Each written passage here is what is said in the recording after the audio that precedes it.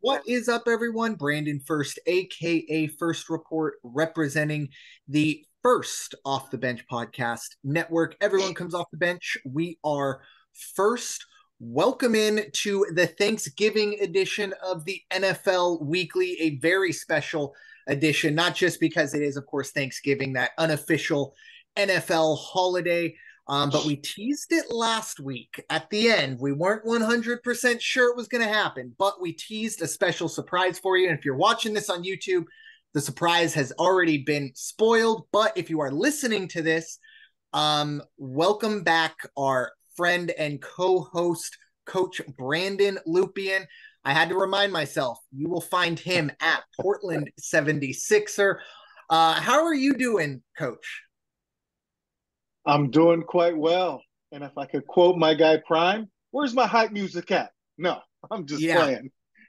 You send that ticket over for the royalties I could send to whoever you need. Now we'll get that hype music patched in over the top. But unfortunately, everyone will have to just hum Coach's hype song in his head. But it is fantastic to have you back. Of course, we are recording on the 22nd of November. It is a Wednesday, just one night before Thanksgiving. So thank goodness our schedules were able to all line up, and the triumphant is back together. And of course, if you have a triumphant, you need three, and that is, of course, Raider Jim Martinez. You can find Mr. Martinez at Raider Jim 1090. How you doing tonight, sir?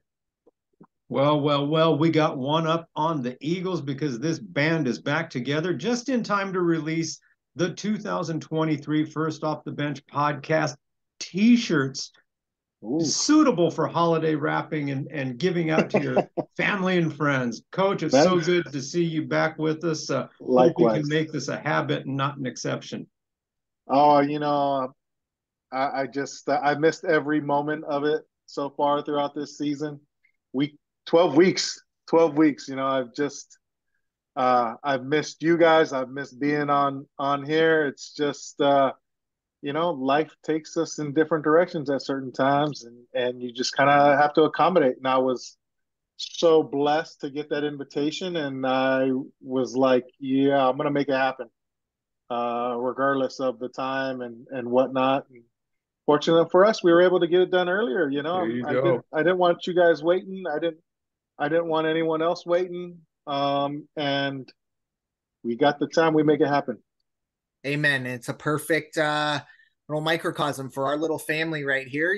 Every once in a while, you get kind of sidetracked, but third Thursday in November, God willing, we can all come together, chop it up, and do what we do best, or at least do what we have the most fun doing, and that is talking the NFL. As Coach kind of alluded to, 12 weeks, or we are about to embark on week 12, and Thanksgiving is kind of that time where you decide, or at least, it's a little easier to figure out the contenders from the pretenders, even though this season has been so unbelievably up and down. I do think the wheat is, or the cream is rising to the top, to quote Macho Man Randy Savage. But our thoughts, looking back, we'll do, myself and Raider Jim can do our thoughts on week 11. For you, Coach, if you'd like, you can kind of give your thoughts overall on the whole season, but we'll start with you, Coach. What are your thoughts overall? Let me just touch up on week 11. Week 11 was like the least stressful of weeks so far this season for me and my Saints, as we enjoyed we needed that bye week. That bye week couldn't have come any sooner. This team is so up and down. The play calling is so up and down. The quarterback play is so up and down. The defense, which is supposedly a top 10 defense in the league, is so up and down. I just needed week 11.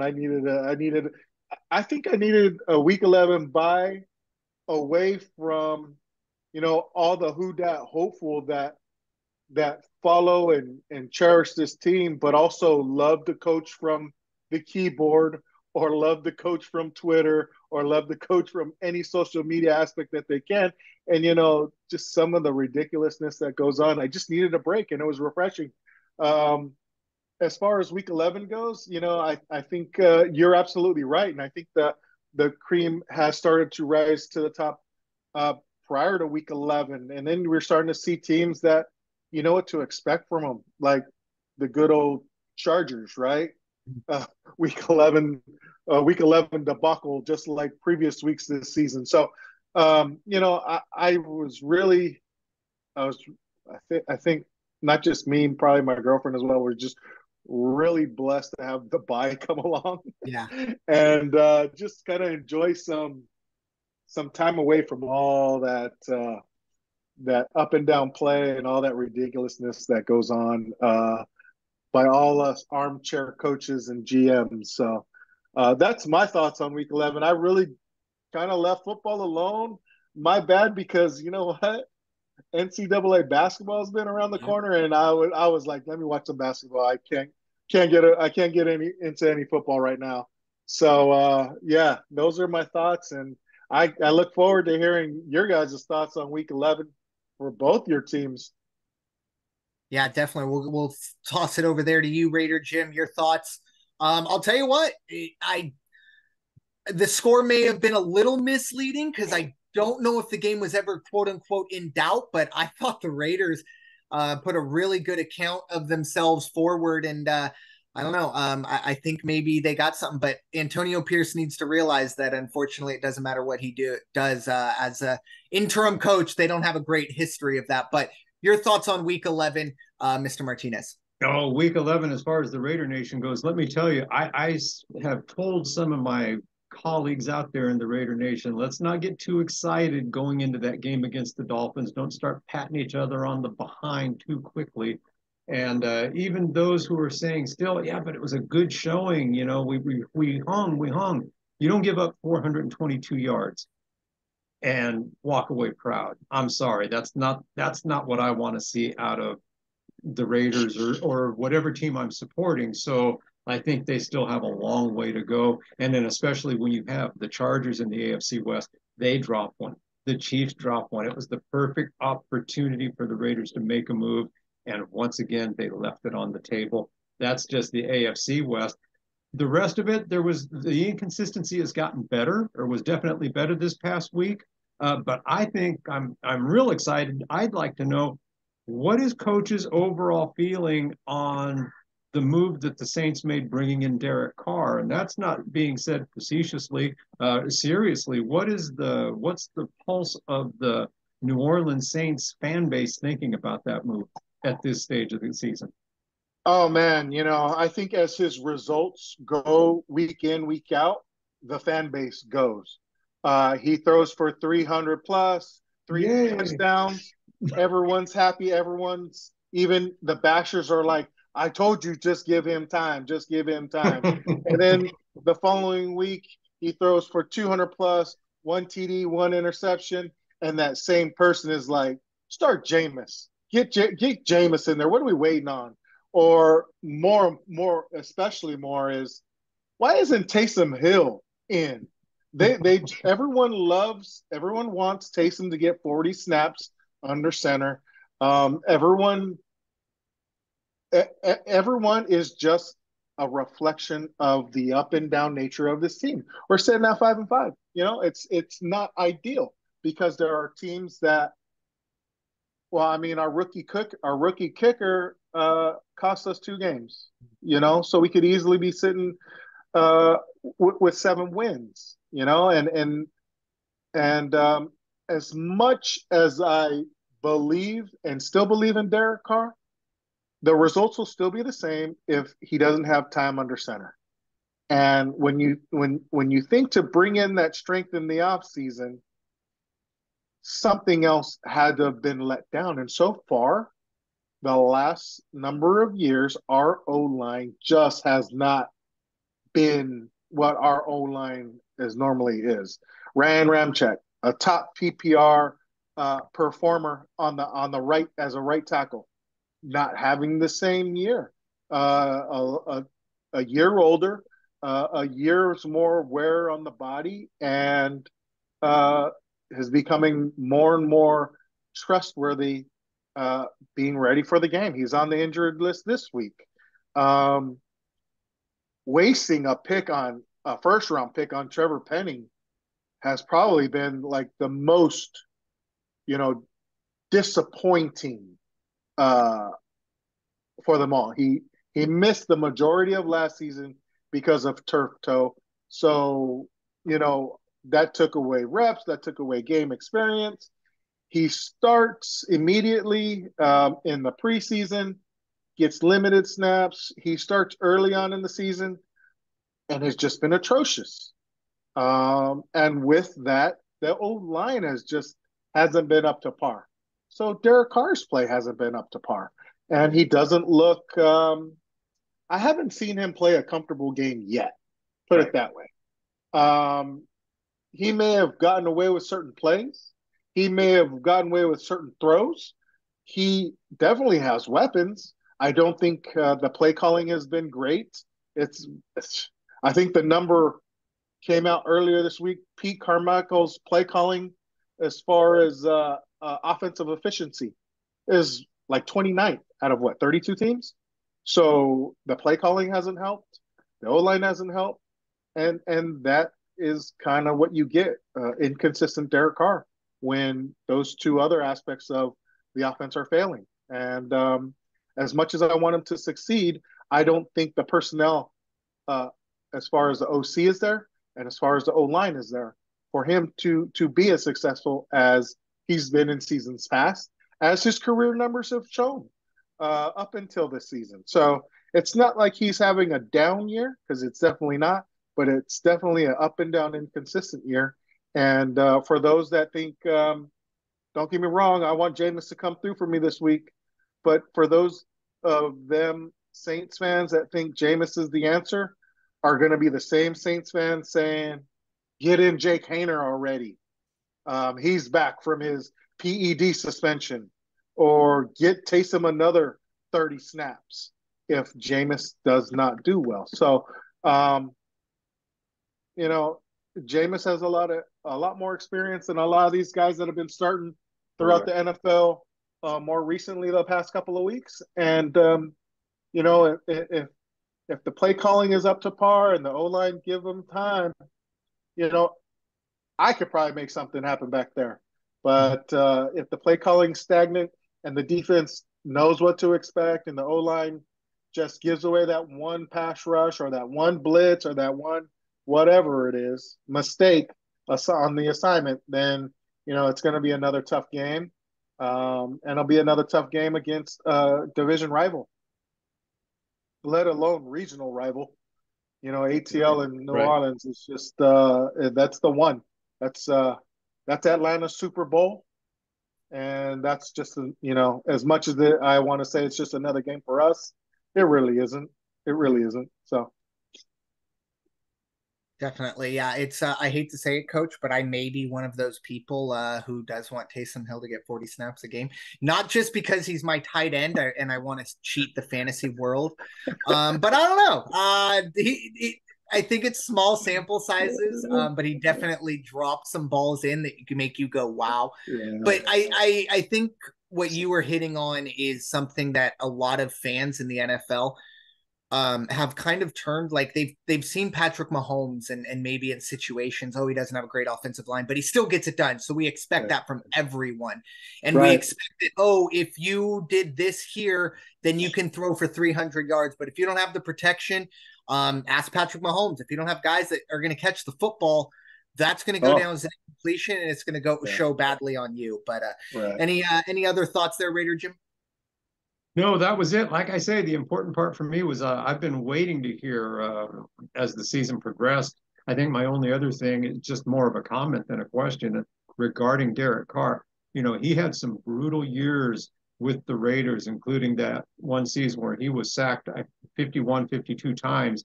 He got his bell rung more than once while he was a Raider. And for him to get another, hit and be out with a concussion again, you got to wonder how unsteady is he going to be when he's back there? He knows his offensive line is not impenetrable. Quite the obvious, quite the contrary. The defenses can get to him. So hopefully, I like him as a person. I like him as a player, and I want to see him have success no matter what uniform he's wearing. Along the Derek Carr line, still, I think I know this, especially with our Saints fans. Um, they don't know his history. They don't know that he's had multiple offensive coordinators throughout his career. Yeah. Along with the first year here, it's a new offensive coordinator. So that doesn't help in the development of a very capable quarterback. So, I I wish him the best. I hope he gets healthy. I know he's in concussion protocol now. He had that shoulder injury earlier in the year, and I know it's been bothering him all season long. And again, like, he's my guy, just like Jameis is my guy, and Taysom Hill's Mr. First guy. But no, Easy for me to say, though. I have no skin in the game. It's real easy for me to hide behind my fantasy team. I'll be completely honest. But yeah. No, as soon as Taysom throws that one TD in any game, there's always that one or two persons that shows up on social media or Twitter. The Saints are 17-0 and Taysom touches the ball this many number of times. Or the Saints are 19 in this, and when Taysom rushes or throws for a TD, get him more snap. Oh gosh, this guy, these guys, yeah.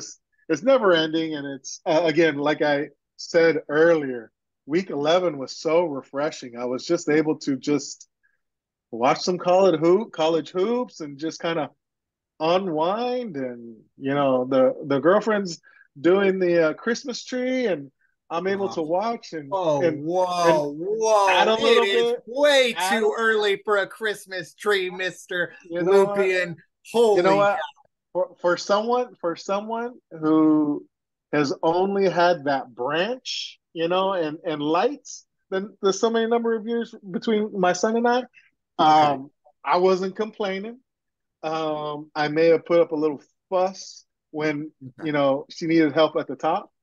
But I'm very thankful, and this is the time of thanks, right? I'm very thankful for her and for that, and I'm. It's lovely walking into the home and seeing the tree when you haven't had one in so long. So yeah, I'm very thankful for that. Brandon, first, we have to have this man on next week. I guarantee you he's going to be sporting a Christmas sweater, and he's already been wearing a Santa cap. Yeah, I'm surprised the Christmas carols aren't going on in the back. But no, I get it. Like I said, that was my Scrooge coming out. No, it's all good. You know what, though? I'm still trying to convince her Die Hard is a Christmas movie. Oh, so, yeah, it's not even. Are we still having this debate in 2023? All the things going on in the world. Can we not come together and all admit that Die Hard is not only a Christmas movie, but is one of the best 5 Christmas movie? 3 for me. Yeah. 3 for me. Exactly. Elf is a kid movie, and more recently, but that's number 1. Elf does not let me down at all. And then Die Hard, Amen. I'm a big Christmas Story guy. I don't know. I like the oldies. You'll shoot Christmas your eye Stories out, too. Yeah. There you go. Christmas Stories too. It's been one for decades until Elf came out. And geez, that is just a good movie. But amen. Yeah. Yeah. So anyways, no, we are not going to rank the top 10 Christmas movies despite the last minute. But the one thing that did jump out to me, obviously, the Eagles win over the Chiefs. Last week, I was kind of tongue in cheek, but I did kind of, I was kind of downplaying the importance of this game. I felt like the Eagles still had to beat the Niners, still had to beat the Cowboys, still had to beat the Seahawks and get 13 wins. And I still think that's very possible. Obviously, now I think that's very likely. I think the Eagles are definitely in the driver's seat for the number 1 overall seed in the NFC. But I'll be completely honest, 3.5 or at least 3/4 of that game, we are getting beat up and down the field. Mahomes threw an interception in the end zone, and of course Kelsey had that timely turnover as well, and then the MVS drop But I will say to everyone saying if MVS catches that ball, the Chiefs win. There's a minute 40 left. The Eagles have 3 timeouts and they only need a field goal. I'm not saying they win that game, but you can't sit here and that wasn't 4 seconds left on the clock. So Right. just put my soapbox away for a minute on that one. But the main thing that jumped out to me for week 11, and I think this is going to have far-reaching effects on the NFL as a whole, and it's the Joe Burrow situation, because we of course saw Joe Burrow on and really one of the more, I don't know if heartbreaking is the right word, but just really sad moments, seeing Joe Burrow on the sideline try and throw the ball and he couldn't even hold it.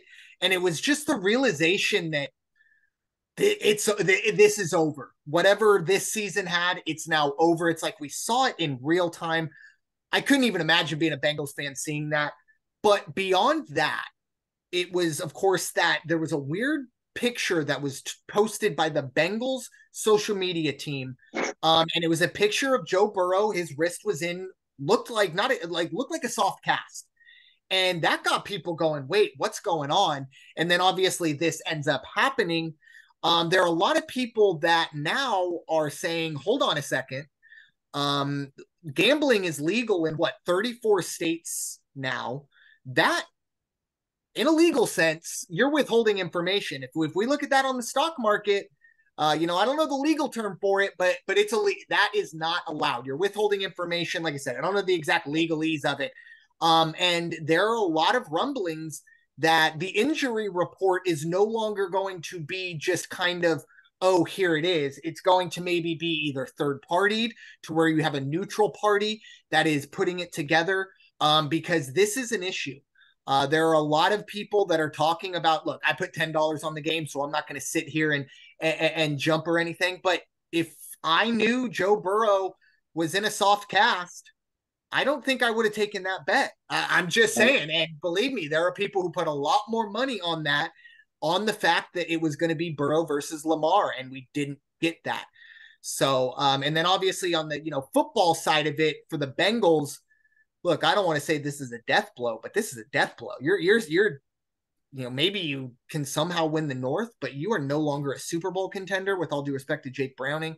This might be maybe the biggest story of the entire season, 3 or 4 years down the road, because of what may kind of become the domino effect of, like I said, soft cascade or whatever conspiracy thing you want to come up with. But it's out there, and it is a little ironic that it was the Bengals social media team that was the one that posted it in the first place. But what can you do? Tough to be is a that Bengals guy still employed? Sorry? I said, is that guy still employed? No, I can't imagine. Or at least is no longer has the password to whatever social media account that was posted to. Maybe been relocated. This all goes back to the rumor on during the draft process for Joe Burrow. His hands are too small. Are you sure that wasn't Kenny Pickett? It was both. So okay, it was Burrow. Okay, I definitely know it was Pickett. Okay. Yeah, we'll see if Kenny Pickett in a year or two will have wrist injuries. But no, absolutely. True. Look what we're here doing.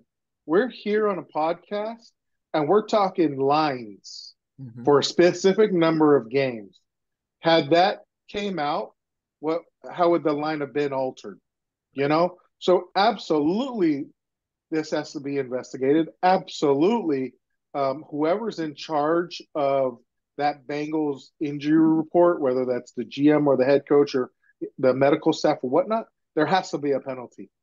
Have to be, especially moving forward, knowing that the NFL and some of these online gambling sites are in cahoots. Yeah, right. Are in cahoots, absolutely. 5 years ago, not 5 years ago, no. But nowadays, oh yeah, everyone's in bed sharing the same money.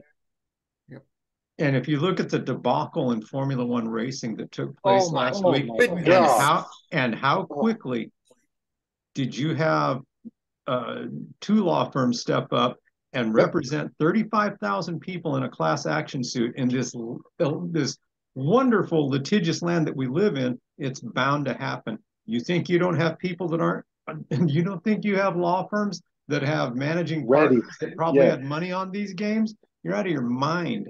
not just that, they got like paralegals and Yep. studies looking for these kind of like Mm-hmm. traps to get these major leagues or that individual into some issues. So, Definitely. my goodness, cover your cross your T's and dot your I's, please, NFL. Yeah, it was. Yeah, the Formula One thing this weekend really. I am so glad Fantastic. that I did not go to that.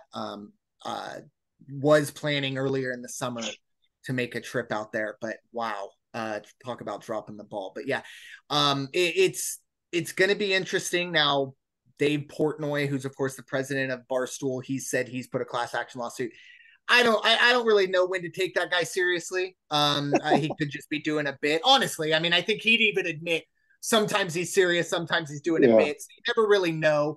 But I think overall, this isn't going to just be going away. As Coach said, this is a big buck, and those lawyers they got their sights set on them for a while, and I think this is their kind of way to load the rifle. But with that being said, time to do our best to look ahead to the weekend ahead. Really, the whole Thursday through Sunday, as we of course have our usual three Thanksgiving games, a special Black Friday game that I think we could probably do without, but that's okay.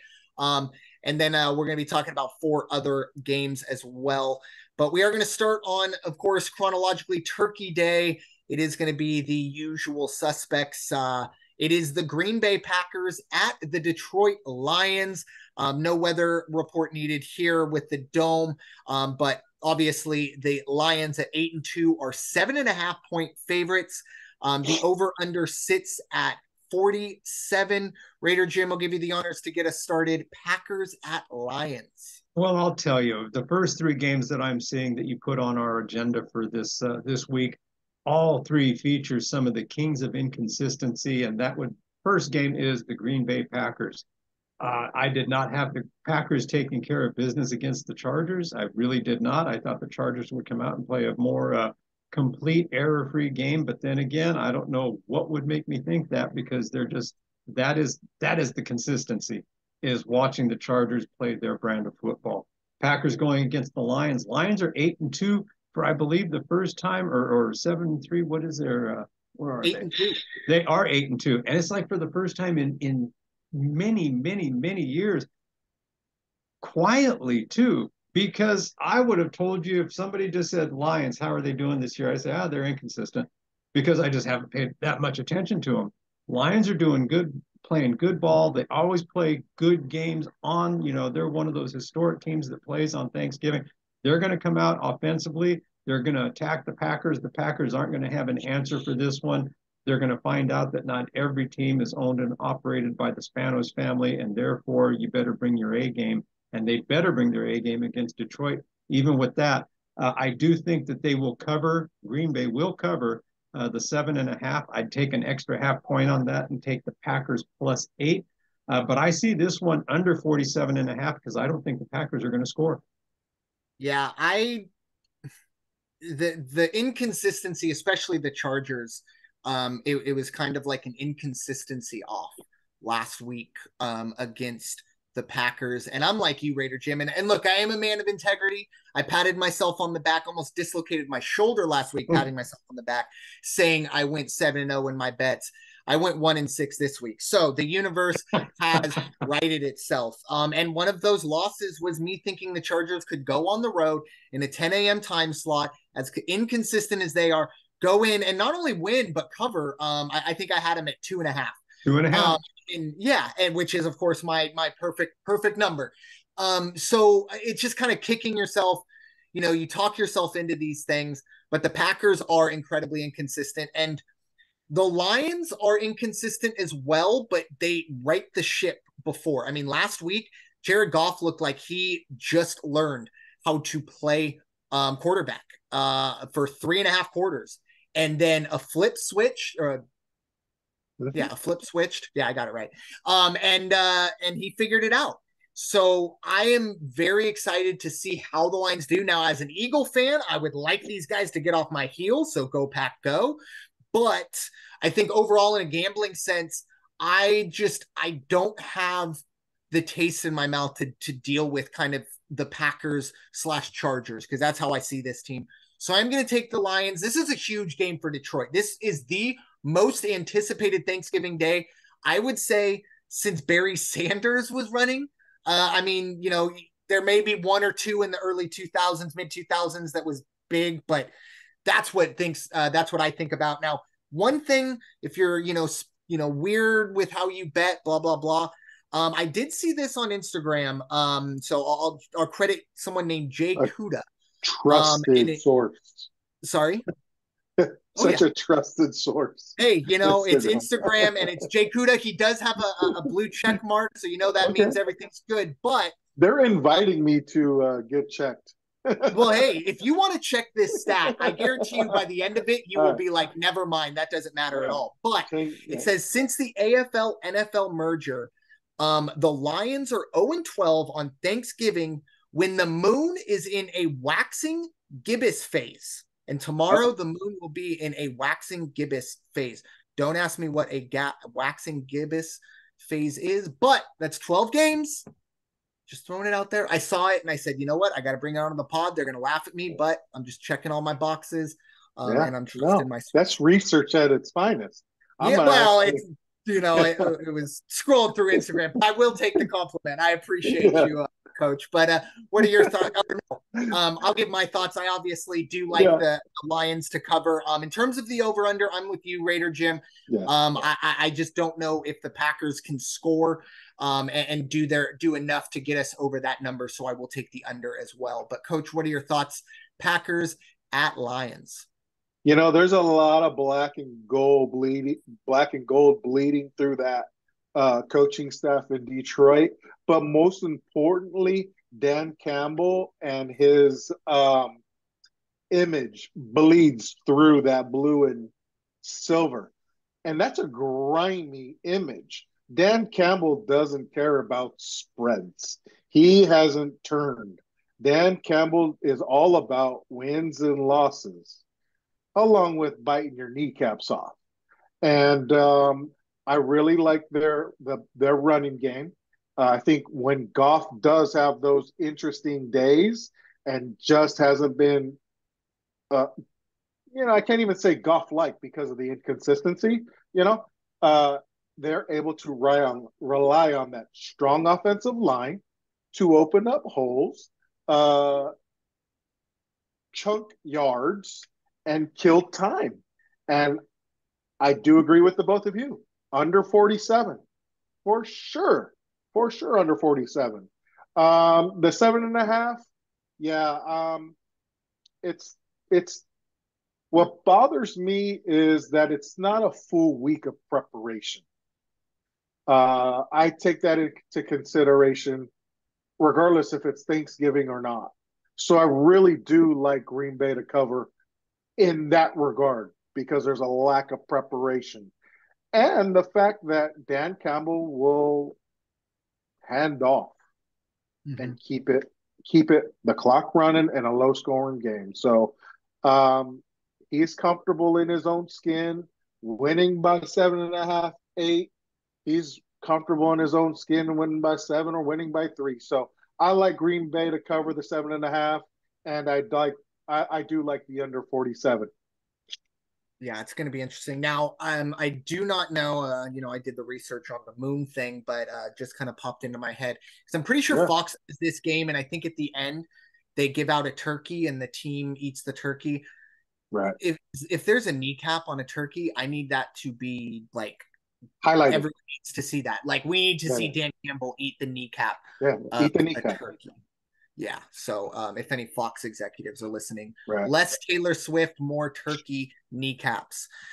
Anyway, moving on to what will be our afternoon game on Thanksgiving. It is the other team that is always playing on Thanksgiving. It's the it's Dallas Cowboys, but the Washington Commanders at 4-7 are heading to Dallas to face the 7-3 Dallas Cowboys. The Cowboys are 11-point favorites. The over-under sits at 49. I'll get this one started in my jurisdiction with the NFC East. You want to talk about inconsistency. let me introduce you to a man named Sam Howell. I bought into Sam Howell, and I'm not selling stock on Sam Howell, but he got outplayed by Tommy DeVito. I still want to call him Danny. I almost did. Raider Jim saw it in my face. But Tommy DeVito went out and look, he played well for his part. But Sam Howell, 6 turnovers, not just him, but 6 turnovers from Washington. There's a lot of talk coming out of Washington that Ron Rivera has essentially been a dead man walking since the ownership change. It's the worst kept secret that he is not going to be the head coach next year. I've been hearing some Commanders fans saying, look, rip the Band-Aid off, and let's see what Eric Bieniemy can do as a head coach. And you know what? I'm over here kind of on board for that. I don't wish anyone to lose their job, even if it's my own team, especially not Ron Rivera. I have so much respect for him as a human and as a football coach. But if you're in a dead man walking situation, it's kind of hard to get yourself out of that, especially when, this team is very inconsistent. We saw the writing on the wall at the trade deadline where Chase Young and goodness, is it Montez Sweat? Yes, because we have Josh Montez Sweat. Sweat. I get them mixed up. But yeah, Montez Sweat, of course, they were both traded away. And it was a very interesting situation because they were at or around 500 at the trade deadline. So I think they're ready to tank. And this might be maybe the straw that broke the camel's back. We could see a move here. You have kind of that extended bye after this. And I actually, yes, I do believe Washington will be heading into their bye after this because they've already played 11 games. They're going to have to get their bye. And I believe next week is the last time for that. So once again, I don't want to speak anything into the universe, but just as a gambling sense, that's something I think you need to keep in the back of your head. Even does Ron Rivera want to coach for his job? Because I wouldn't blame him if he knows the writing's on the wall. Maybe it is best to just get out now. But 11 points is a lot. The Cowboys did need, a bit of a second half surge to kind of cover last week. I don't remember the exact number, but it was a 7 to 10 point game going in the fourth quarter. Never in doubt, but definitely spread was in doubt. They moved, had a good fourth quarter, took care of business. I think the Cowboys do take care of business. This is kind of their game, just like the Lions. Their Thanksgiving game is big. So give me the Cowboys. I'm going to, bet it down to 10.5 just in case we get a 21-10 or a 31-20. I'll save myself for an 11-pointer. In terms of the over-under, I'm going to stay under here. I need to see Sam Howell give me regular Sam Howell. This is a guy, he still leads the league in passing. He's still been maybe one of the best young up-and-coming quarterbacks, not named CJ Stroud, but last week really left a bad taste in my mouth. So I'm going to stay under 49, but I do like Dallas to cover 10.5. Raider Jim, what are your thoughts? Commanders at Cowboys. Yeah, thanks to the inconsistency of the Washington Commanders, I gave this advice to a friend of mine, and Brandon Ferst, I shared this with you over the weekend. I told him I gave him the right over-under on the Giants-Commanders game, and then I also told him, well, I personally am not betting the spread. If I was you, plus 9.5 for the Giants is worth a look, and they didn't disappoint. But it doesn't speak to how well the Giants played as much as it speaks to how inconsistent Washington is. Washington and the Ron Rivera situation, it seems to be very obvious, and that kind of takes the wind out of everybody's sails. Dallas, on the other hand, they are prime, ready to go. And, looking forward to a game or two against the Eagles here in the near future. And but Dallas at home, Thanksgiving, again, I haven't been betting any of the spreads that are 9.5 or 10 or more, but even on this one, I got to tell you, like you, give me a half a point. I think that Dallas will cover this one probably by a couple touchdowns, but we're going to see more of probably like a 35-10 game. I just don't think Washington's going to get into the end zone. So give me Dallas to cover under the 49 on this one. Coach, your thoughts? Commanders heading to the Dallas Thanksgiving. Looking at 7-3 Dallas, you would think that there'd be much more hype for a team like that claims to be America's team. They've done nothing spectacular all season long, and Washington has been very disappointing since week 2. 49, I think, is too much for both teams. I just don't think that Dallas needs to put up or can put up that much. And I'm not sure. Are we sure Sam Howell is under center? Because I mean, that's a good it's question. I'm just yeah, kind of spitballing, but yeah, that's right. definitely something that could be And out there. the inconsistency with that whole offense, regardless of what Eric Bieniemy's brought, without a what is it called, a quarterback that can control the game and limit turnovers and just and just be right, just be efficient.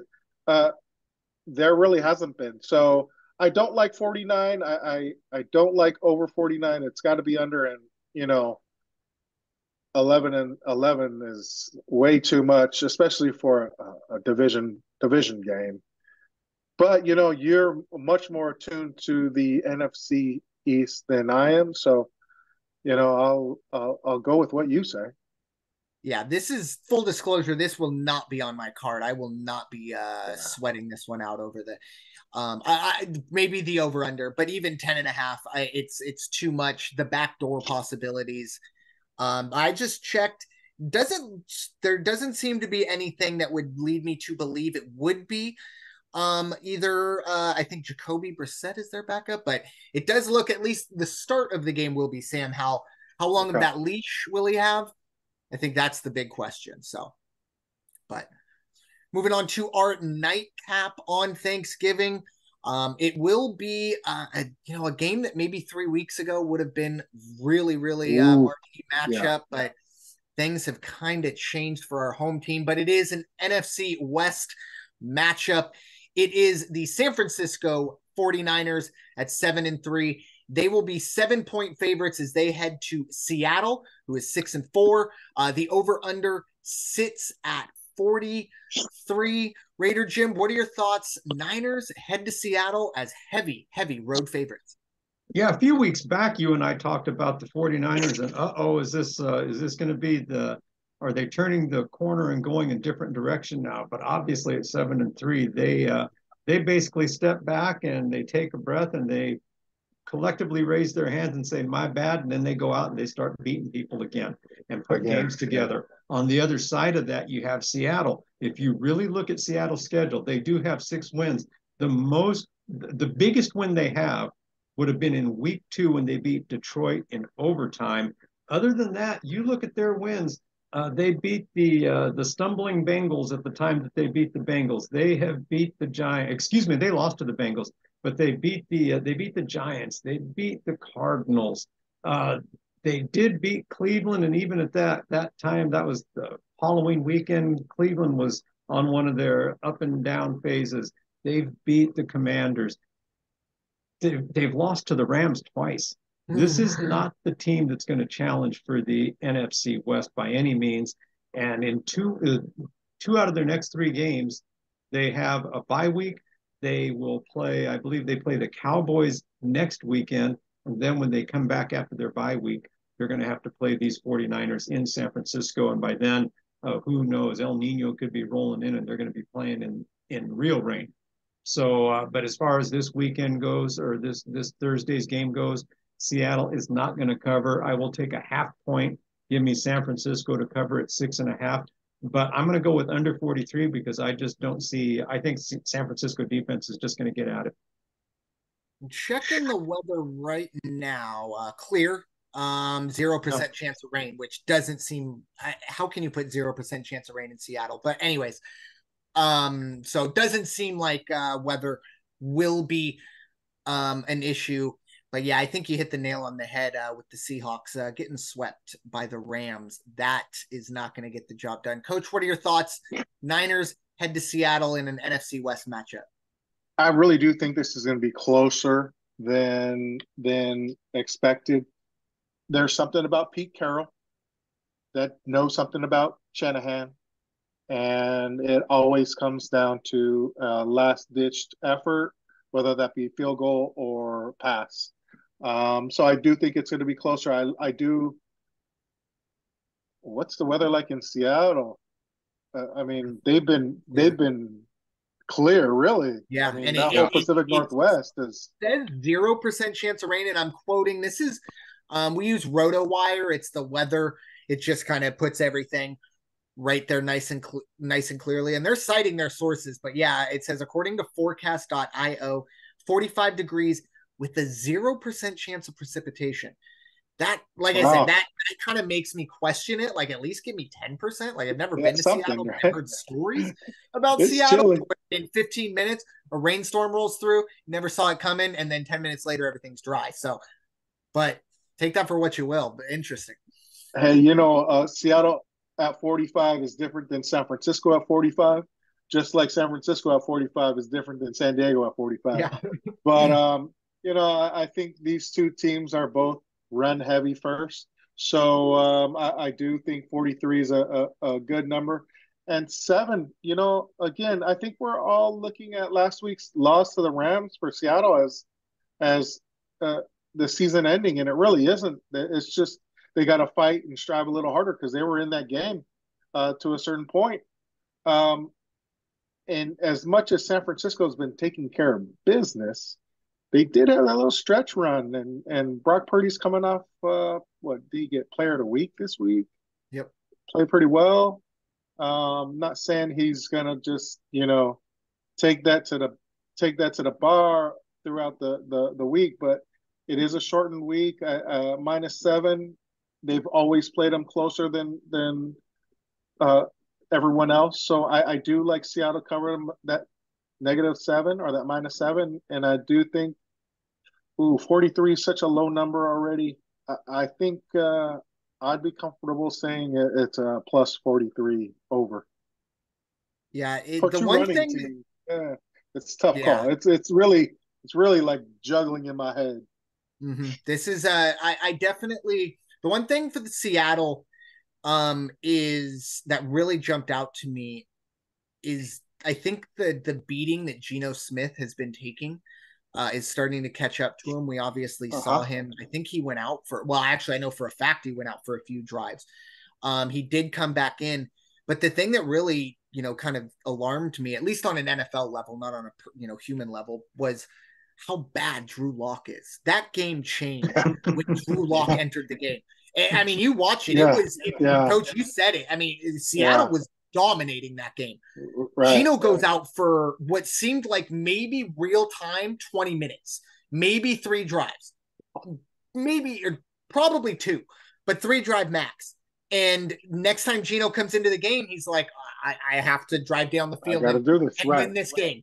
I'm running on whatever, one leg, one shoulder, whatever it was. So that's what's very concerning for me. And then just a quick little correction, Raider Jim, you had it correct. It's actually going to be the Eagles that the Seahawks will face after this, and then the Niners. So it's always tough to get the division opponents 2 out of 3 weeks. It's like the closest you can face them. And it's definitely not easy when you, of course, have the defending NFC champs and current best team in football record-wise sandwiched in between. So Seattle, I think you have to look at this as a must-win because they're going on the road to Philly and they're going on the road to San Francisco. And I'll tell you this right now, you do not expect to win either of those games. You'll be looking at a 6-7. And now all of a sudden you're scrambling. In a very tough NFC. Who knows what Josh Dobbs does with the Vikings, or who knows, something else crazy happens. So this is a big one for Seattle. I'm going to buy a half point like Raider Jim did. I don't trust if the Rams can get after Geno and put him on the sideline for a little bit. I think the Niners can, I'm not wishing that upon anybody, but like I said, Geno heads to the sideline and Drew Lock has to come in. Kenneth Walker seems, I think he's going to be out for a few weeks as well. So Charbonnet is going to have to step up, which isn't unfathomable, but he's been more of kind of a change of pace back. We'll see what happens when he gets bulk of the carries. I'll cover myself with the half a point. Give me San Francisco -6.5.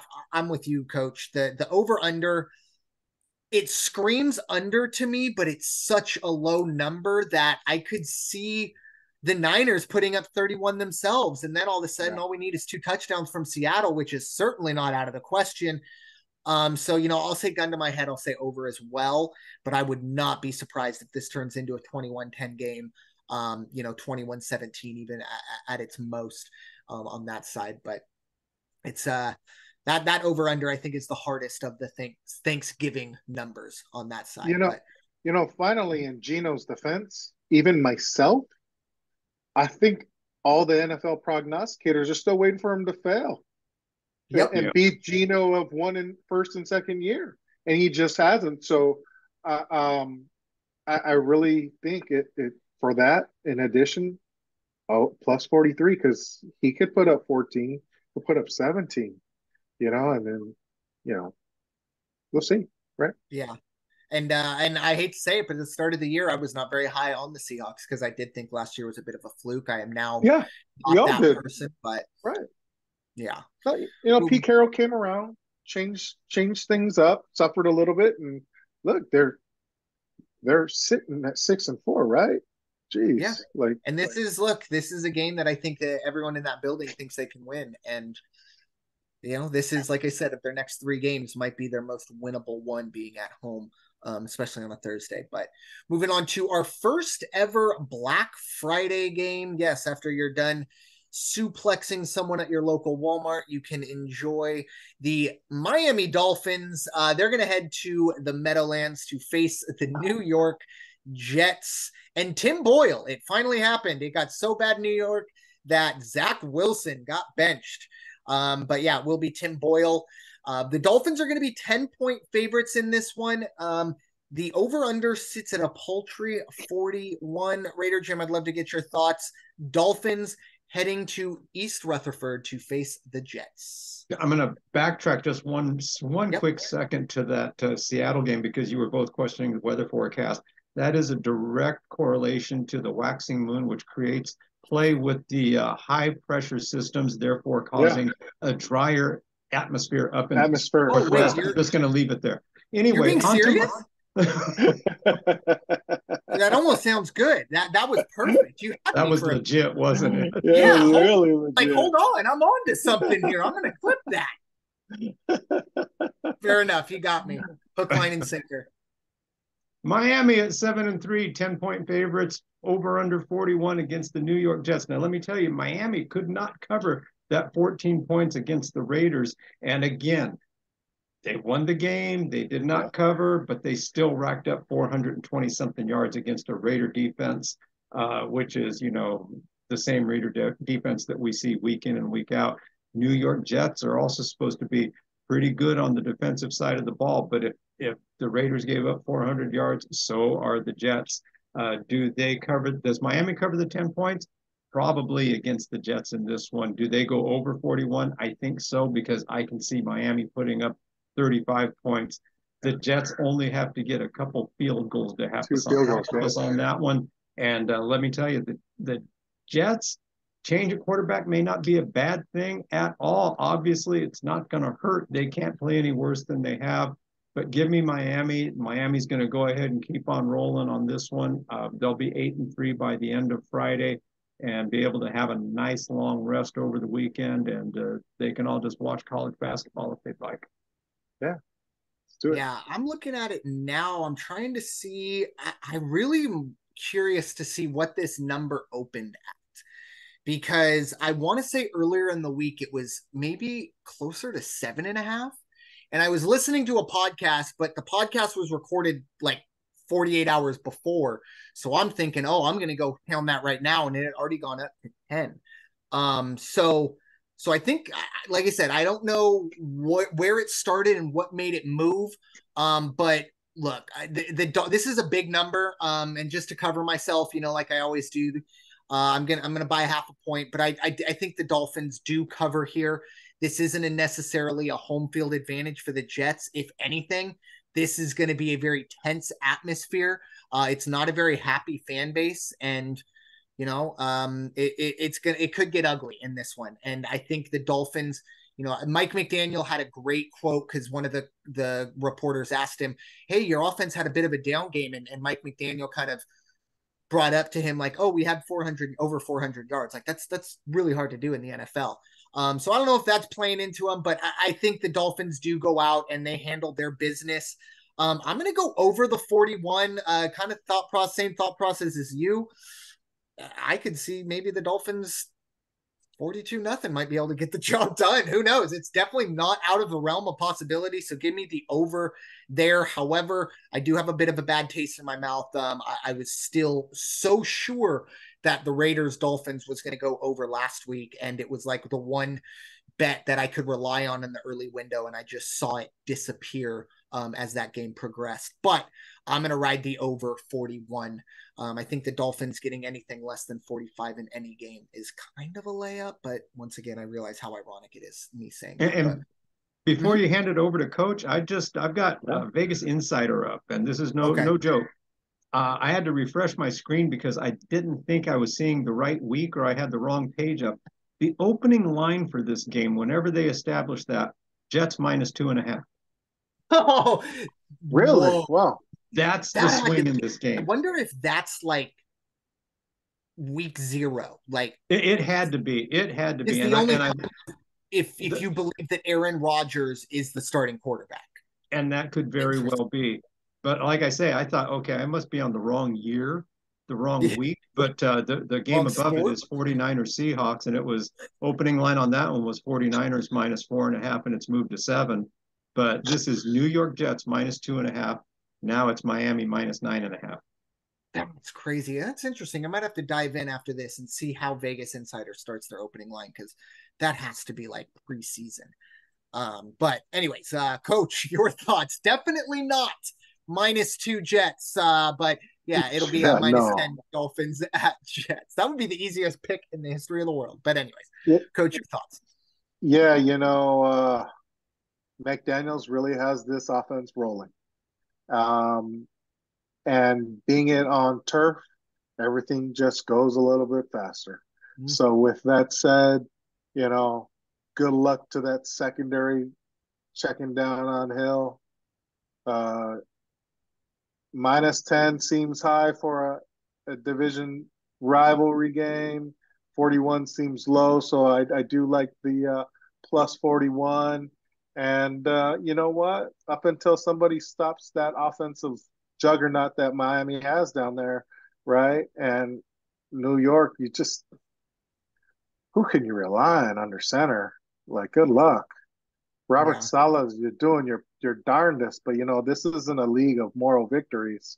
And the narrative of well, we just don't have Aaron Rodgers like we thought we would all season long. Well, it week by week 12, hey, you weren't going to have them, and is what it is. So give me Miami and the Jets over 41. I can't touch the -10.5.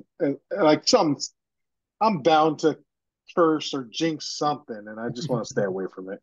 Fair enough.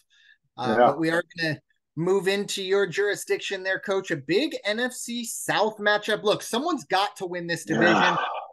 Currently, it is the 5-5 Saints at the top of those standings. They are going to head to Atlanta, only a game back at 4-6.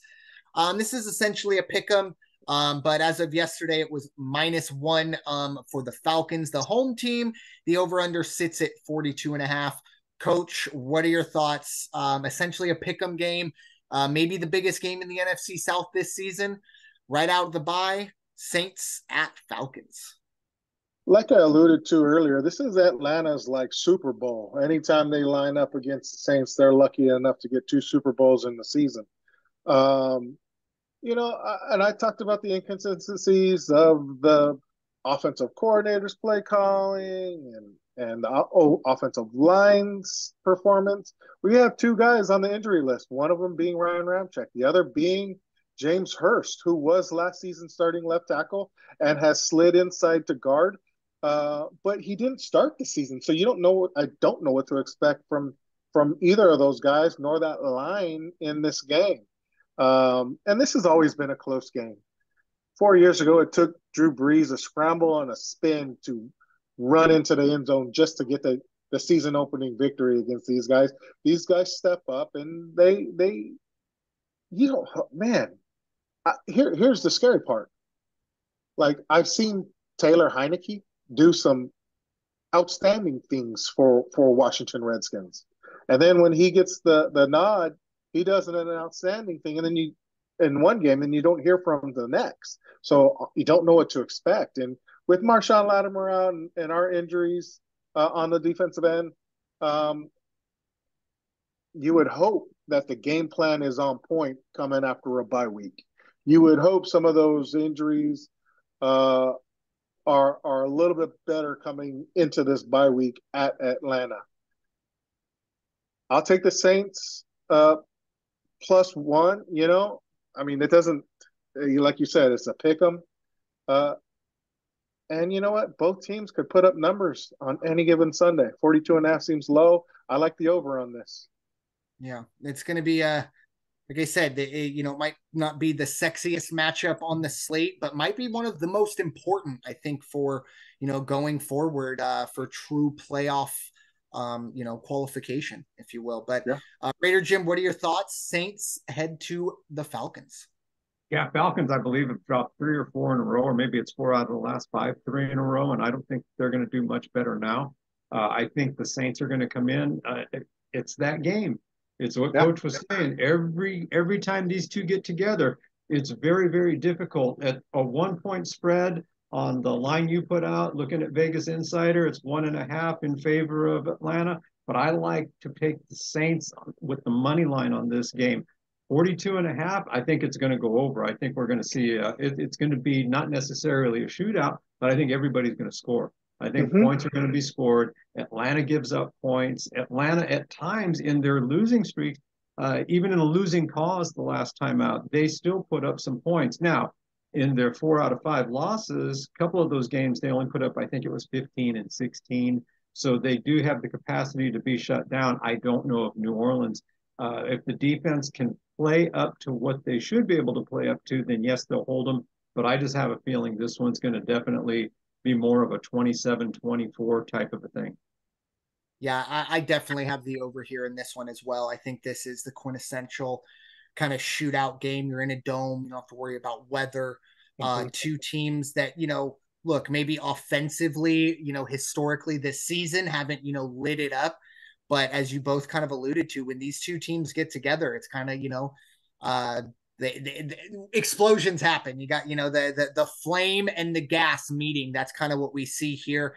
I'll be honest. I would be very, very bullish on the Falcons if Taylor Heineke was playing. I'm a big fan of Taylor Heineke. However, we are going to see Desmond Ridder, and look, he's young. He's got plenty to prove. I'm not writing him off by any stretch, but I'm also not going to bet on him, especially in a game like this. The one thing that does hold me up, besides, of course, the injuries that Coach kind of alluded to, if this is Atlanta's Super Bowl, well, then it's going to be very, very loud.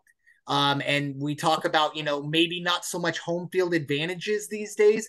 Doesn't seem, back in the day, it seemed like, it was a given to give 3 points to the home team. Now it's kind of like, but this is one where I think 3 points were given to Atlanta, maybe more. And still, it's only 1. So that's my only hang up here. But I'm like you guys, I think the Saints go out. This is the better team. I think the Saints, the beginning of the year, I picked them to win the NFC South. I'm not going to deviate from that. There have obviously been, as Coach alluded to, ups and downs, but we're here. They got a 1-game lead, and destiny, they control their own destiny. And if they win this game, I don't want to say they put a chokehold on everyone else, but they definitely have a little bit of room for error. And I think that's what the Saints need. So give me the Saints money line, and yes, the over 42.5. Moving on to Raider Jim's side of things, it's going to be an interesting one.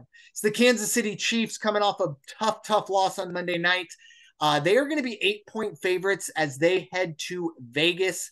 The Raiders are 5-6. The over-under is 43 on this one.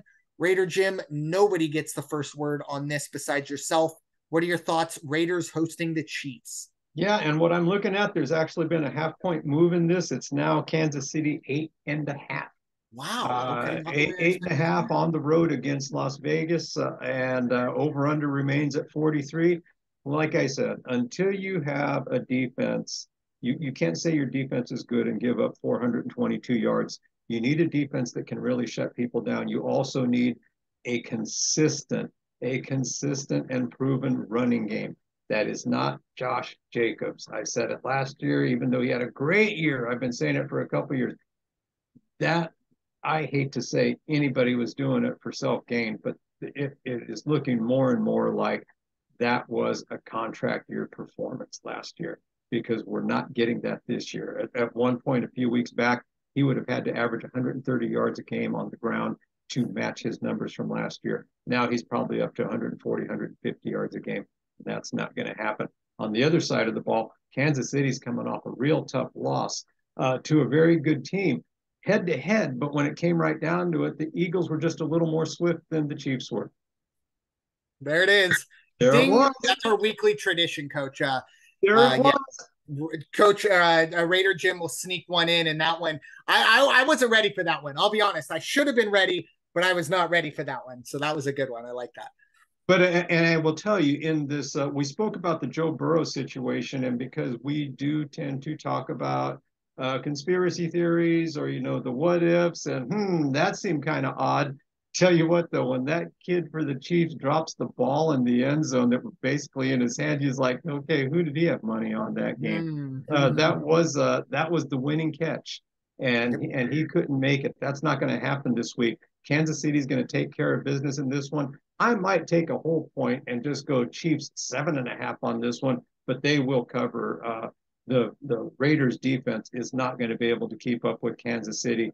This is Kansas City's way of just, they're almost going to seal the AFC West if they can win this one. And so watch for the Chiefs to come out strong. I do like the over in this one, though. I think there will be some points on that Kansas City side of the ball, and there might be one of those mercy scores towards the end of the game. Let the Raiders get it in the end zone. That's great. And Kansas City ends up winning the game, 35 to 21, something like that. Yeah, I definitely like the over here as well. I think to just really dumb down Monday night's game, to just get it into a 5-second clip, it really turned into the Eagles had a chance at a deep ball and the Chiefs had a chance at a deep ball. The Eagles made the catch, the Chiefs didn't. That's really what it came down to. If you really want to just kind of get to the meat and potatoes of it. And for the Chiefs, I have an extra bet here for you. I don't know what the line will be, but at halftime of this game, Bovada, or more than likely whatever service you use responsibly, they're going to give you a second half line for the team. Go over Kansas City's second half line, anything less than 21 points. I want to tell you why. It's been 3 straight games. This is unfathomable. They talked about it on Monday Night Football almost ad nauseum, but you can't blame them. 3 straight games where the Kansas City Chiefs have not scored a single point. I didn't say touchdown. Point. 3 straight games. That's a game and a half, essentially, of getting shut out. So I think the Chiefs, regardless of what the score is at halftime, Andy Reid is going to say, look, we're going to go out and we're going to make a statement in the second half. We need to figure this out because it cost them against the Eagles. I don't think it would cost them against the Raiders, but you cannot go and play in the NFL and not score in the second half. I don't care who you play. So I would say keep an eye on that line. But I do like Kansas City. The 8.5. Oof, that's tough. But I'll go the 8.5 for Kansas City. I think this is a punch me game. They're going to look for someone to punch. And unfortunately, I think it's going to be the Raiders. I don't see a home field advantage in Vegas, unfortunately. But I really do like the over 43. Coach, your thoughts? Kansas City heads to Vegas. Hope you're muted. Yeah, except for the NFL, every other sport, every other major league has that very next game to get that sour taste out your mouth, where for Kansas City, it's been festering. So sorry, Las Vegas, it's not going to be shining too bright on that day for y'all. I really do like what both of you had to say for both. I do like KC -8, and I do like that over 43. It's unfortunate. It's the Raiders versus the Chargers. because I would have liked to have seen them get shellacked versus my fine colleague here's guys team, the Raiders. The Raiders. Yeah, it's kind of like one of those things where there's a food fight or maybe the start of a food fight and someone hits somebody with something in the back of the head, they disappear, they turn around and they make eye contact and you're holding a spoon of mashed potatoes and they're like, okay, it was you, and you're like, no, but it's too late. It's already on. Decided. You're gonna have to deal with that. So yeah, it's on. Best to the Raiders. But you know what? Antonio Pierce, I am going to give him some shine. I think, I don't know if now, I did read a report that he's essentially turned the locker room over to the players. I don't know if that's sustainable, but I don't know. Something to keep an eye on. I don't think you can do this over your coaching career, but, at this point, whatever. Mark Davis apparently on board with it. Go crazy. So moving on to maybe one of the best games of the weekend, at least on the Sunday slate of it. It's going to be the Buffalo Bills. They are heading to the Link to face the Philadelphia Eagles. The Eagles are going to be 3.5-point favorites in this one. Over under is 48.5. Obviously, I'll get this one started. The lore and the legend that is Jalen Hurts continues to grow. And I'm not necessarily talking about look at this box score or look at this or look at that. I'm just talking about the way this guy goes out and is always even keel. He goes down. He's won his last 7 starts in which he's been down 10 points. The last 7 times the Eagles have been down 10 points at any point in the game, they've won the game with Jalen Hurts the starting quarterback. That's absolutely unfathomable. There are a lot of Brady Manning stats in terms of win losses that he's getting into, even throw Montana in there as well. But the thing that I'm so impressed with is his ability to stay calm, stay cool. And in this one, on the other side, I love the guy, but I feel like we kind of have the opposite of that. He's very streaky, and I do think Josh Allen sometimes gets into his own head a bit. He's got a lot of other things going on. I'm sure he would wish that Trevon Diggs would not tweet about him, while he's injured and his brother is catching balls from Josh Allen. So I think the Eagles are going to win this game. Look, the spread's 3.5, so everyone knows what I'm going to do. I'm going to buy a 0.5 point and cover myself -3. But I think the Eagles go out. It might not be pretty. Nothing has really been pretty at all this. The Rams game was the only one where it was really like, okay, we have this game, but it wasn't even a blowout or any stretch of the imagination. So the Eagles are always going to play these games close, but I do think they get the job done -3. I'm going to stay under the 48.5 here. I do think the Eagles defense gets after Josh Allen, maybe forces some turnovers, keeps that number down. And the Eagles offense is still very, very clunky. You can see highlights and go, wow, but you watch the majority of this and it's a lot of screens, stubborn screens. I call them stubborn screens because they're just doing it to do it. And I understand why, but it's very frustrating as a fan. So give me the over 48, or excuse me, the under 48.5 this one. Yeah. Raider Jim, what are your thoughts? Bills head to Philadelphia. Yeah, I think like the Bengals, even though the Bengals were resurging, now we see where the Bengals are going to end up this year. And they're getting real close to that phrase of rebuilding or reconfiguring, whatever word you want to use or term. And I think Buffalo is right there with them. Buffalo, it was almost theirs to come back and take a breath and get their feet back under them for this season, and they just haven't done it. And you're right, Allen is it. They've got, you can't have personnel who are making remarks about the quarterback or having tantrums on sidelines, things like that. And Philadelphia on the other side, Jalen Hurts, poised. Guy's poised. Guy's professional. And he's got that line up front that just does a tremendous job. This one is going to be one up front on the line, both sides of the ball for Philadelphia. They're just going to dominate in this one. Do they go over 48.5? No. I'll take a 0.5 point. It's going to be under 49. But do they cover it 3.5? I won't even take any points on that. They're going to cover it 3.5. I just think Buffalo is going to be embarrassed in this one. Yeah, definitely. It's going to be tough because I do think Buffalo will have a little pushback, but I think if the Eagles kind of punch them in the mouth early, yep, that might be something that takes care of them. But Coach, I do know you have an appointment in about 8 minutes. Do you want to give your pick on this, and then you can kind of give us our final thoughts? I just don't want you to, we want to make sure that we give you our full love before you head out. We will see. We'll play it by ear.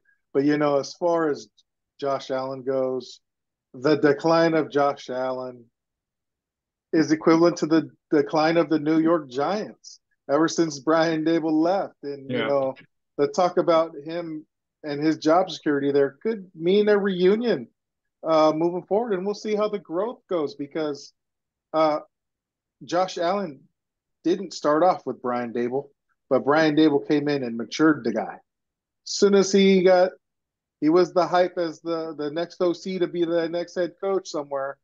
You could I could see the writing on the wall as far as Josh Allen's development goes, and I think 2 seasons in, you could see that decline. I really do like the Eagles and their trenches, the offensive line and the defensive line controlling this game. Should allude to that under 48 number. And I do think the Eagles have enough to separate from 3.5. So, yeah, give me the Eagles, give me the under. And Josh Allen, call your boy Brian Dable, get him back as your OC. They let what's his name go this past week, the old Miami Hurricane Ken quarterback. Dorsey. Ken Dorsey, they let him go. So the door's open. Just, I guess it's riding on the Giants and what they do with Dable if there's that reunion, in the future. But, give me the Eagles and give me the under. I think all things equal, Brian Dable would take that trade, if I'm being honest. Maybe, obviously, it'd be very, wouldn't be very professional and it would cost him, any chance to be a head coach ever again. Yeah. But in some fantasy world where he could just do this and nobody bats an eye, I think he would do it in a heartbeat. Yeah. But he got his taste of it.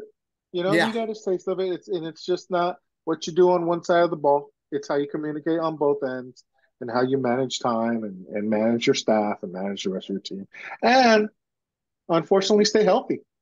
Yeah. You got to stay healthy. So, well, and there have been a lot of I always bring up Wade Phillips, maybe one of the best defensive coordinators ever. Terrible head coach. Sorry. Right.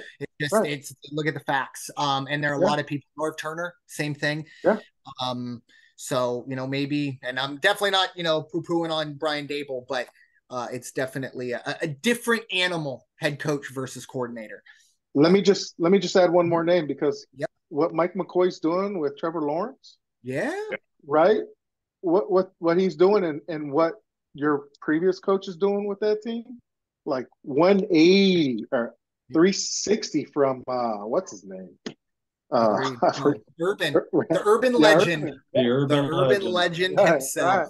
Right. I don't know. I kind of miss Urban Legend. I don't know. For the I don't. I know. I really don't either. But every once in a while, it's like those things. It's like that toxic ex. You're like, there was that one time.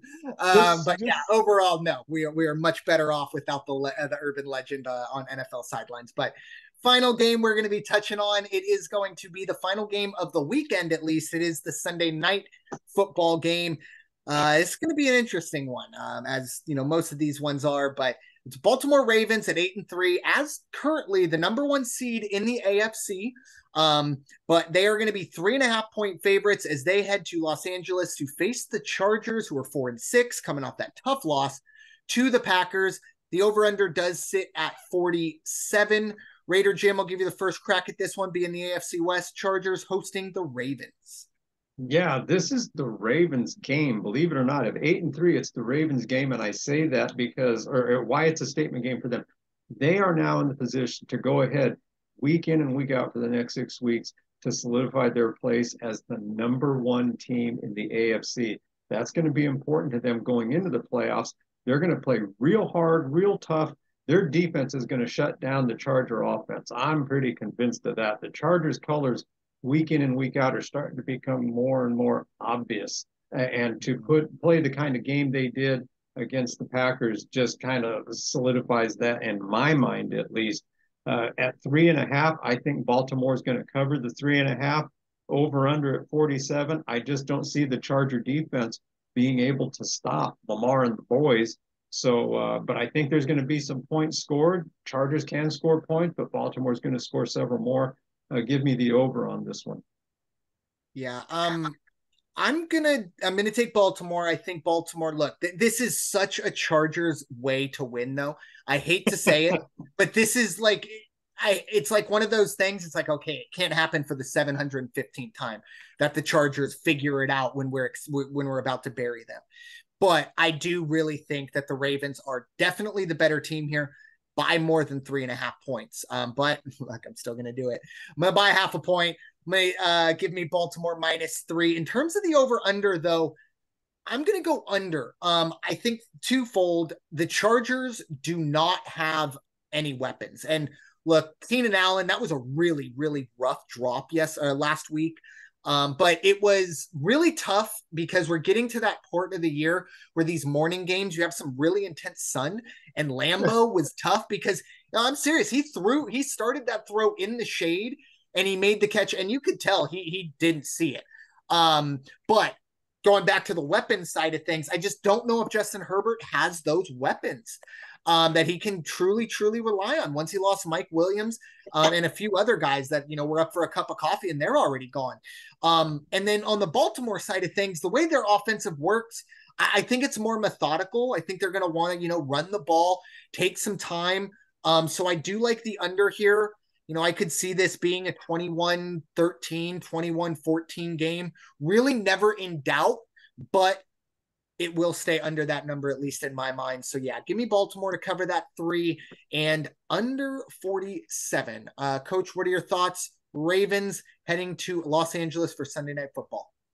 I think this is a statement game. I think regardless of what KC does this week, having that loss against the Eagles last week, Baltimore's looking to solidify that top spot in the AFC. So they're looking to make a statement. This is the team that they certainly can go out and make a statement against in the hapless Chargers. And I like them to cover. As far as the over-under, what's that number again? We got 47. Yeah, it's hard for me to say the Chargers have enough to put up a number. Well, they absolutely do with that quarterback, but you just never know what you're going to expect from them by now. So, Staley's on the hot seat. Maybe the reins are loose, but that doesn't mean that they're going to stop anybody. Give me the over. Give me the over. Okay. Give me the over. Other thing that I did mean to also bring up for Baltimore, as nice as last week was, losing Mark Andrews could possibly have some huge down the road. Yeah.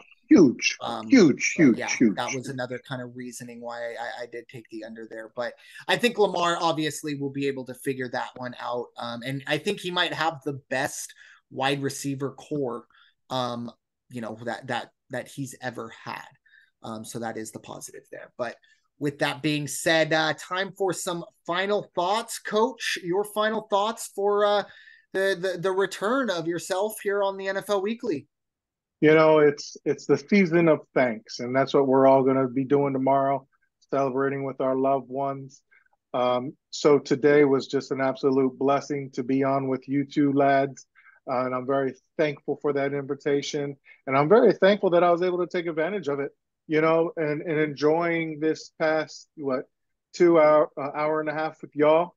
It's just like old times, and I loved seeing your guys' faces, knowing that everything is going well, regardless of the grind. And, it's very refreshing and it's very meaningful for me to be on. And, good luck and to everyone on Thanksgiving. Drive safe. Enjoy the time with those that mean so much to us all. And even those ones that aren't here, just be thankful for their presence and whatnot. So thank you both again for the invite. And I cherished every last minute of it now. Amen. Well, it was fantastic to have you on, and I'll tell you what, if we didn't make a big hubbub at the beginning and maybe a few times right now, and this was the first time, if you were a listener, if this was the first time you listened to us this season, I don't think anyone would have known that you haven't been on. I think you picked up right where you left off. Fantastic stuff. Appreciate you. I feel like now, like with the Saints, the Saints pick may be my most like confident one. Because we kind of got that something we've been missing for the last 2 years, or mojo. This year. Yeah, well, even just the knowledge too. It's hard to cover I love football, but even you can't consume it 24/7. So that's kind of the divide and conquer part of it. But I do appreciate you bringing that knowledge our way as well. Raider Jim, your final thoughts for this Thanksgiving edition of the NFL Weekly? Absolutely. Well, again, as Coach already alluded to, it is the time to give thanks, and I give thanks for everything, all my blessings of the past, all my blessings of the present, and all the blessings that are still to be bestowed upon me in the future. But most of all, when I get together with these two gentlemen, the friend term, or the term friend, it can be used loosely, just in passing, or the term brother, or the term family. These are not just my friends, these are my brothers. They are part of my family, and I am so honored to be part of this thing that they do, talking NFL. And I noticed that Brandon Ferst and our game had to come up a little bit because we had the coach with us, and he is one of the top coaches around, and he's always going to make you perform better than you did the week before. That out of the way, I want to give some thanks, or a special shout out to the St. Augustine Saints, who are going to be playing for the CIF championship this Friday night against Mission Hills. Go Saints, go purple and gold. And then full disclosure, we get along real well, the three of us. We bust each other's chops. We busted each other's chops. We busted coach's chops about wearing Christmas sweaters and Santa hats and things like that. Full disclosure, guys, I didn't watch Sunday night football. I didn't watch Sunday afternoon football because I was up at Hollywood Bowl attending the Mariah Carey Christmas show. Oh, beautiful. There you go. Wow. And so that is love, folks. That is love. That might be the greatest show of love to another human being. Missing out on NFL Sunday football for not only Mariah Carey Christmas concert, but Mariah Carey Christmas concert 2 weeks before Thanksgiving. So here's the real question. Here's the real question. You go to all these other concerts and you post right then and there, and you're getting some good pics with some big time celebrities.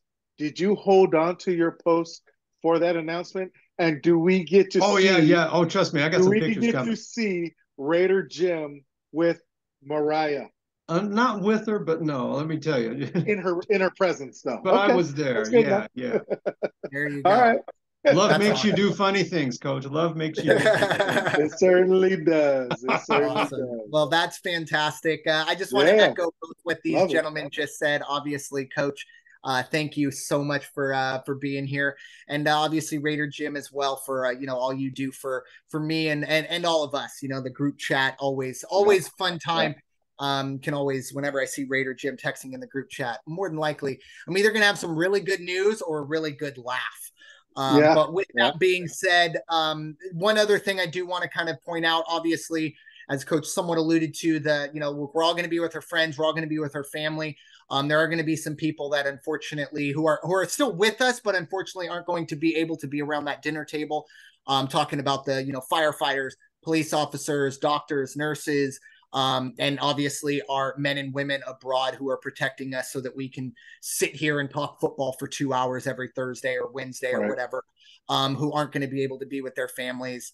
And we know that their families would love nothing more than to be able to sit down and enjoy a meal with them. So to all of them, and then really to everyone who's kind of, family with that, thank you for all of your sacrifice. Like I said, to allow us to sit here in the comforts of first world civilization and talk about something as relatively meaningless as NFL football. So thank you all so much. And everyone out there, be safe, drive safe. Obviously, never, ever drink and drive. As I always say, if you can afford to go out and get hammered, you can afford the Uber home.